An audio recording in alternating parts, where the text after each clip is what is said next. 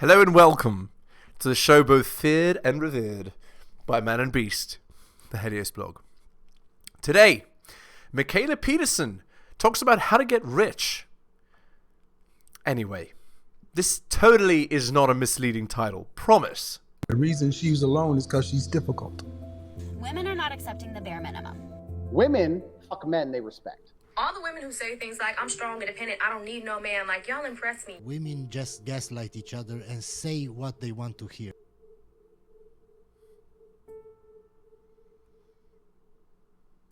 All the mutual funds since the beginning of time and all the analyst recommendations for individual stocks since the beginning of time do not beat simply investing in the S&P 500 and reinvesting your dividends and engaging in this sort of long-term investing that allows you to have compound interest work in your favor. And there are a couple of other things which I'll explain as well in this podcast that is a really simple turnkey solution that even a small amount of money, very small, like $10,000, can end up as a seven-figure portfolio over time. So that's the secret to this, is to not try to like outsmart the market, not try to listen to the latest person on TikTok or YouTube or Instagram say, here's the 3 hottest penny stocks or hottest tokens of the day, and it's nonsense. Like, they're charlatans and they charge fees that at the end of the day, it's really just going to separate you from your hard-earned money.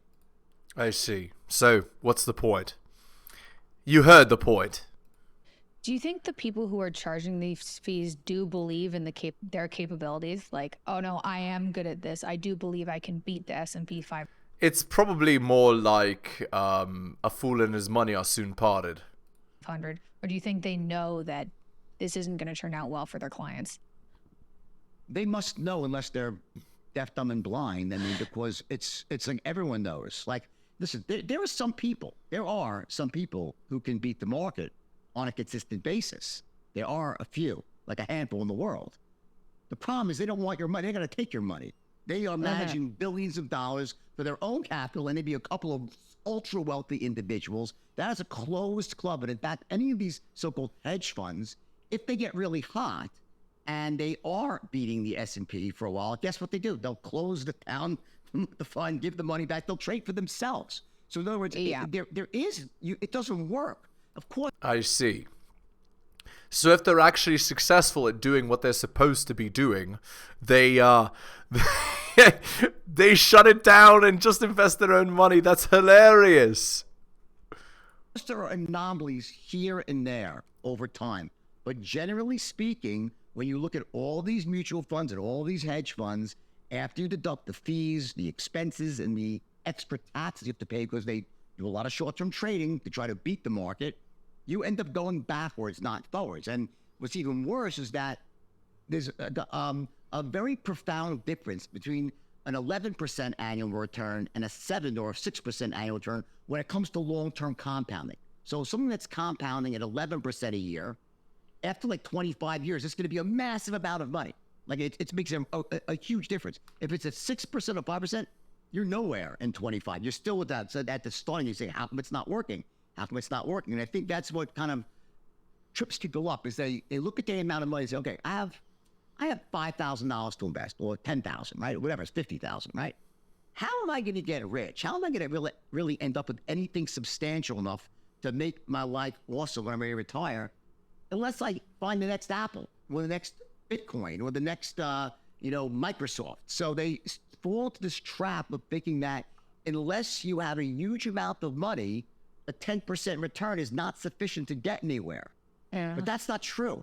A 10% return over time with compounding becomes massive, especially if you're doing things like reinvesting your dividends and you're making little contributions along the way. There's a couple of things that you do, and then you balance that with some bonds in there as well, especially as you get older. But this is like a surefire way to have a really heavy portfolio. I mean, mass amounts of money when you're older and ready to retire. So, again, you heard it. S&P 500. That's it. It doesn't have to be anything fancy. It's really that simple. Not for someone who wants to get rich overnight. That's not what the stock market doesn't work that way. No. That's a trap. That's okay? right. So, I wrote this book for people who are saying, listen, I'm working hard. I have some money to invest, but I want to invest the right way so I know, and then 20, 30 years from now when I'm ready to retire, or, people don't really retire as early these days. Maybe, you want to be kind of cutting back on your work, right? And be able to enjoy life more, right? You're going to almost be assured to have a multi-million-dollar portfolio, provided that the world doesn't implode, okay? But it might implode along the way here and there, because there's always an implosion along the way. But even then, it doesn't matter. Over the last 100 years, that type of investment structure pays off over the long term, every time. Okay. Right, okay. So the S&P 500, that seems to be stable enough, even... So it's basically irrelevant what happens in the world and world events. You just invest in S&P 500 means the top 500 most successful companies. You just invest in those, and you don't bother with mutual funds or hedge funds or anything like that. With like the financial crisis in 2008, even with these crises, if you just stay long term, you can kind of see it through. So here's the way it works, right? So in any given year, the S&P 500 might go up or might go down, right? Generally for up more years than down, but generally it could go up or down. So if you are looking to invest with a 12-month horizon, you're taking all your money and putting it into the S&P, right? You might lose that year. You might go backwards 5% or 8%. In the worst year, maybe 25% even. That's like the worst year of all, right? But over 5 years, suddenly, wait a second, I'm actually, the worst we'll have is I'll probably break even. Over 10 years, I'll probably make a little money. But once you get past the 10-year horizon, there's not one time in the history of the stock market where that investment doesn't pay off massively over the long term.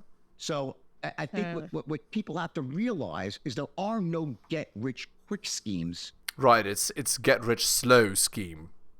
It's just invest in S&P 500, leave it there, don't take it out, and that's it. In the market, it doesn't work. That's not what the market is meant for, okay?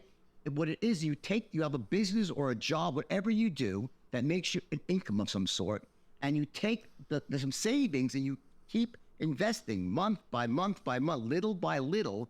And when you do that using the strategy that I lay out in the book, which is a combination of the S&P and a couple of other things, it literally, it's almost a blueprint for success, unless the world implodes completely and goes, well, and then it doesn't really matter, right? We're all screwed anyway. So what does it matter at that point? But assuming that the world stays generally like still it's the world that we know, you'd be hard pressed not to have a really, really successful portfolio that's going to allow you to retire and live the life you want. And you might, if you're young, right, in your late teens or early 20s, you want to be close to it. You'll have a massive amount of money. You'll be in your 50s.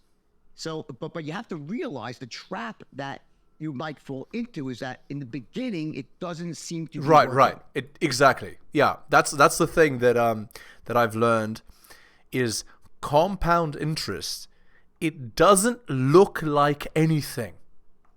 It looks like what you're doing is not working until it does. It's because doubling is not understood by our brain very well, right? Doubling is not understood by our brain very well. So the principle is this. The pond is halfway full a day before it's completely full. That's how doubling works. So it looks like the doubling isn't even going to ever fill that pond. And then literally in one day it does, right? Overnight.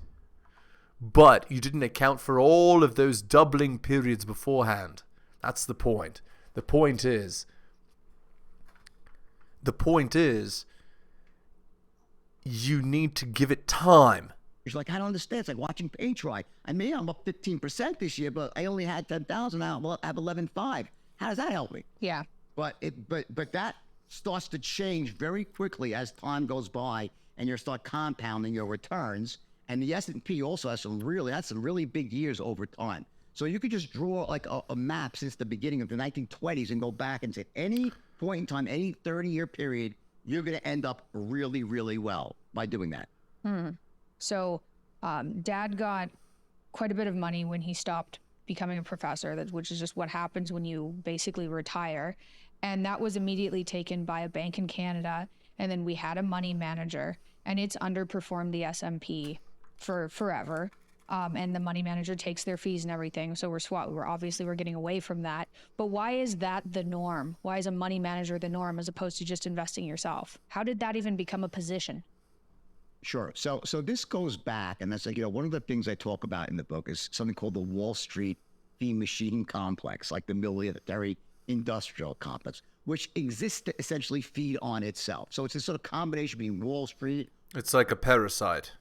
Washington, D.C., Madison Avenue, and like, the media, and they create this perception through mass advertising and mass brainwashing that you should be giving your money to the experts in the financial community because they can do a better job at managing your money than you can. Now, here's the irony. That was probably almost true. Well, let's just say managing your money yourself was very, very difficult before 1980. The vehicles didn't really exist. It didn't exist, okay? And mutual funds would charge you exorbitant fees, but the problem was the average person on Main Street did not have access to information in the same way you did on Wall Street. There was no internet, right? So you read about some things in the Wall Street Journal the next day, yet on Wall Street, they're getting news delivered real time to their desks, and the traders are one step ahead, right? And you also had no index funds. You didn't have an S&P 500 index fund until 1977. So there was an S&P 500, but it wasn't an index fund. It was an index. So there's a very big difference between an index and an index fund. An index is something you could just track. So you say, oh, the S&P or the Dow Jones is up 5% or 3% today or 15% this year. Great. So what does that mean for investing? You can't buy the S&P. You couldn't buy the S&P 500 or the Dow. Didn't exist. So the only way you could then take advantage of the general stock market was have a stockbroker or money manager that had the capabilities in the in-house research departments and the execution abilities to go out there and buy these big stocks and keep themselves informed.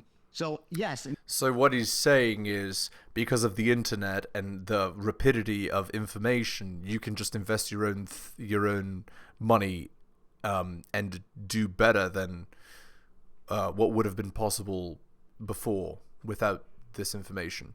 So literally, the brain dead way to make money is just invest in the S&P 500 and that's it. Okay, understood. Apparently there's some more things you have to do, but again, if we just take that one general brain dead rule, I'm sure you can't really go wrong. Again, let me know in the comments. I'm not an expert in the financial realm, of as you can imagine. In this 40s, 50s, 60s, 70s, maybe in the 80s, it started to change, right? But what happened is, in the 80s, with the beginning of Vanguard was the first one to have an S&P 500 index fund. It was a game-changing moment in the stock, game-changer. It changed everything. And in fact, Wall Street did everything they could to suppress it.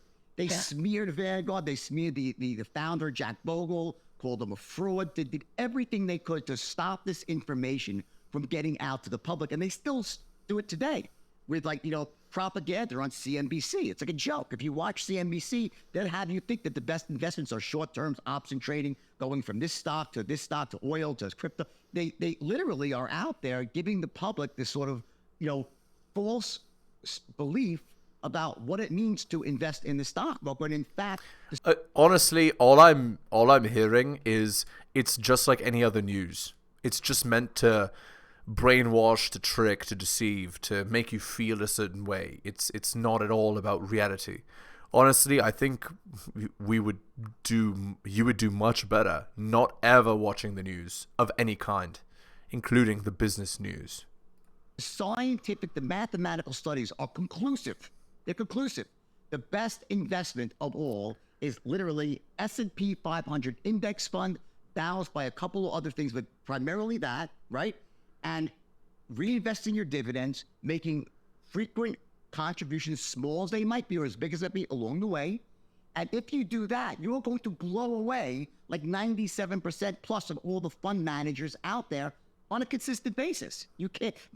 That's hilarious, because it's also time efficient, right? So if you have better things to do with your time, then it's literally both time efficient and you're outperforming them. So, okay, there you go. It's got a great saying, because give my money to a bunch of blind monkeys throwing darts at the S&P, they'll do better than the money managers than usual. They can't compete with the blind monkeys. The problem is there's not a lot of blind monkeys around throwing darts. So essentially, the S&P 500 index fund, which was invented by Vanguard, right? And now it's like, it became one of those things where if you can't beat them, join them. So now all the biggest, firms have their own version of that, whether it's BlackRock or Schwab, they all have it. In the book, I go through the best ones of all, right? But that literally was like, it's almost like it's like this shortcut to beating the market on a consistent basis. And what happens is that Wall Street is like, gets a bad rap because here's the deal. Wall Street's vital. We need Wall Street. We need a strong investment banking arm to the country. We need to have a financial system that's supported with people that sell bonds and whatnot. The problem is that's Wall Street's useful role. They have then their not so useful role, which is to convince the average person to trade in and out of these instruments, right? And it works against them. So by essentially following the advice in my book, it's like the ultimate hack, I call it the ultimate investment hack, right? Because it allows you to take the very best that Wall Street does, all the value that Wall Street does create, because they take these companies public. All these companies in the S&P 500, they were once small companies that became big companies, right? And they went through the investment banking firms like Goldman Sachs or Morgan Stanley, whatever they might be, right? At the time, some are very old. But what happens is once that value is created, if the company succeeds, guess what? It becomes part of the index. It becomes part of the S&P 500. Right. So the idea is, as time goes on, what is inside the S&P 500 changes, right? So you don't really care who's actually in it. You care that you're going with the top 500 most successful companies, effectively. Okay. So you're going to capture it anyway. So you have to play the game. Like if you try to play Wall Street's game and fall into the trap of trying to buy individual stocks, short-term trading, switching from sector to sector, like I watch TV sometimes. I'm like, oh, I can't believe they're saying this shit. Like they're making people believe that because now that the economy's slowing. It's just like fake, like, as I said, it's just misinformation aimed at brainwashing, aimed at tricking. And it's not for you, it's made for them. That's the idea. You should take your money out of the industrial sector and put it into safer sectors like consumer products. It's like, what a freaking joke. It's like everyone knows it doesn't work. History's proven that, like, by the time you think you should be doing it, you should probably be doing the opposite anyway. But the point is, you don't have to even deal with any of this short-term stuff. You have to take a long-term view of the market. Right. Let Wall Street do all their work in creating value, taking companies public, providing them with financing, taking advantage of all that stuff. But you don't trade in and out of things. You hold the S&P 500, which, by the way, changes. The 500 companies in the S&P 500 today are not the same ones that were there last year. Not all of them. Every quarter, the index committee meets and they remove companies that aren't doing as well or becoming less relevant. They change the weighting of each sector. So, as the economy... So they literally do your job for you. Smarter people than you do your job for you. All you literally have to do is put money in there. That's it. Wow. Very, very hard. Very hard. We moved to more of a computer informational economy. The S&P's made up more of those stocks versus industrial stocks, right? So like, you have 50,000 employees or 35,000 employees at the Standard & Poor's working every day tirelessly to try to come up with these best 500 companies. And then you have a company like a Vanguard or whatever, or like competitors that have created this ultra low-cost index fund, and you could just buy that and you sidestep all the bullshit that Wall Street and the Fiend machine complex is slinging at you. And by doing that, you set yourself up for massive success over both the short and especially the long term. That's the way it works. Yeah, we don't particularly care about the short term. The point of investment is long term. So if you win over the long term, so literally what that means is you don't even have to look at your own investment. We just put the money in and you know over the long term it's going to go up, right? And don't emotionally invest, because today or whatever, in 6 months it might be down, but in 60 months it won't be. It's funny, before you asked the question, you said like, do these money managers have any use at all? And I was like, well, no, not really. the truth is, though, there's another side to this, which is like financial planners, right? Which can be useful in the sense of tax planning, right? Of, what accounts should I use? Should a certain tax-free accounts, and it differs by country. So, the United States, we have our 401ks, we have our IRAs, our Roth IRAs. So there's sort of these vehicles. How do I minimize my taxable income as well when I invest? So there's a part of that in my estate planning. So for those sorts of things, yes, if you have a certain amount of money, it might make sense to seek out an expert for that. But if they start to tell you what you should be buying and selling and have you engaging in short-term trading or going from this sector to that sector, just run the other fucking way, okay? Because that's a very different thing than giving someone proper advice on how to... Right. Actually, these are two different conversations, right? The tax law and tax code and how you can minimize the amount of income that's taxed is actually a different conversation than what happens to that net take-home income that you have and where it should be invested. They're actually two different realms of finance. So he's not talking about every realm of finance. He's specifically talking about long-term investment, which is the best choice. So I understand. Structure, their taxes and their retirement, different things. You have to just kind of distinguish that from investing advice. That makes sense? Yeah. These people are very good at talking themselves up. Like, oh, I'm the best around. This will help you. You don't know what you're doing. Let us do it. It's the one exception to the rule of I should seek out an expert to help me get a better result. It's the opposite. If you're gonna need surgery, then I'd suggest you go get like the world's best surgeon, right, to operate on you. Don't pick up a scalpel and take a mirror and try to cut yourself open and do a appendectomy. It's probably not going to end well for you, right? Indeed. If you're going to give birth, go get a great, midwife or a great, gynecologist or obstetrician who's going to help deliver the baby to make sure it all goes well. So, commonly, yes, if your pipes break, you call a plumber. Let the plumber go fix the pipes yourself, right? If electricity's not working, don't try to fix your electricity. Call the electrician, right? That's how life works, except when it comes to investing. When it comes to investing, it's the one industry where experts take more value than they give. It's really funny because what actually the reason why that actually happens is because they have to justify their own career, right? That's kind of hilarious when you think about it. Okay, they take more than they give. Bottom line, they're unable to add value beyond what they charge in fees, commissions, and whatnot.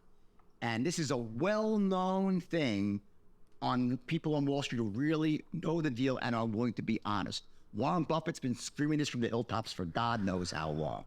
And there's other great examples of famous studies that were done where they almost get ironic at the end and they'll say, maybe there are some money managers out there that have this special ability to beat the market on a consistent basis, but just can't seem to find it. It's like, right? Oh, or it's a pyramid scheme, right? They take money, and the purpose is you don't actually invest the money. What happens is you bring more people into the pyramid scheme and use that money to pay off the old people, right? And at a rate that's higher than the S&P 500, for example, consistently. But actually what you're doing is you're just scamming everybody, right? Because your system relies entirely on bringing new people in. And the second it stops, the whole thing collapses. So it's a house of cards. It's not an actual investment strategy, right? Right. So but even there, and there are a few out there, no doubt, that do this, but they're not available to the average person. They're not taking your money. They don't need to. They don't want to. So they don't. That makes sense. Can you tell a difference between someone who's very good at sales and just selling you on, say, a course and a valuable course? Is there any way to actually decipher that through the internet? Or is it kind of a crapshoot? Yeah. Well, no. Listen, the good news is if you're really going to do your due diligence and look at reviews and go online and go deeper than the first page of Google, and really, the thing you don't want to do is go onto someone's landing page, watch 5 testimonials, and then say, "Oh my God, these people are doing so well. I can do it." That's not enough research, right? You want to really check the market to find out which of these courses or which of these mentors is the real deal and which is full of shit. And you're going to find most of them Oh, full of bullshit crap. and that don't have great reputations. But there are some that have really good reputations. There are a few, okay, but they're few and far between. And you have to do the research online. If they wrote a book, check out their book. These are like really inexpensive ways to really find out about real estate or any other thing, right? Is read their book if they have one. How are the reviews on Amazon or wherever else? Do your research, and I think it's pretty easy to smell out the bullshit. Okay, what's real and what's not. You can tell this guy is really low in agreeableness as well. And unfortunately, most of the time, it's going to be bullshit. So, how do you feel about these people? I mean, you see all these get-rich-quick schemes online, and one of them is Obviously, they're crap. take a small investment, put it into property, rent the property. This is all over like TikTok and Instagram, and then you can bring in passive income by renting all these multiple properties that you've taken out loans on. You know, does that work, or is that just one of these get-rich-quick schemes? It's not get-rich-quick either, because that requires a substantial investment. Well, no, I mean, property investment can be great, Indeed. right? But there's rules and strategies to the property game. You have to know Exactly. what you're doing. Now, I'm sure, like, if you look at 10 different products out there that are teaching this, probably, 7 of them are completely full of shit. Right, exactly. It's like anything else. Okay. Let's end the video there. Hit the like, hit the sub, hit all the notifications, drop me a donation like Hunter M, Adrian R, Tom M, Bobby, Dylan, Renaissance Press, and Brian. Shout outs to you, most recent Patreon subscriber. Thank you. My Patreon is patreon.com/theheliosblog. If you're interested in buying my books, it's at bit.ly/heliosbooks. If you'd like coaching, message me at theheliosblog@gmail.com. Take care of yourselves, guys. Thank you so much for listening, especially if you listen to the end. I really do appreciate it. And I'll see you guys next time.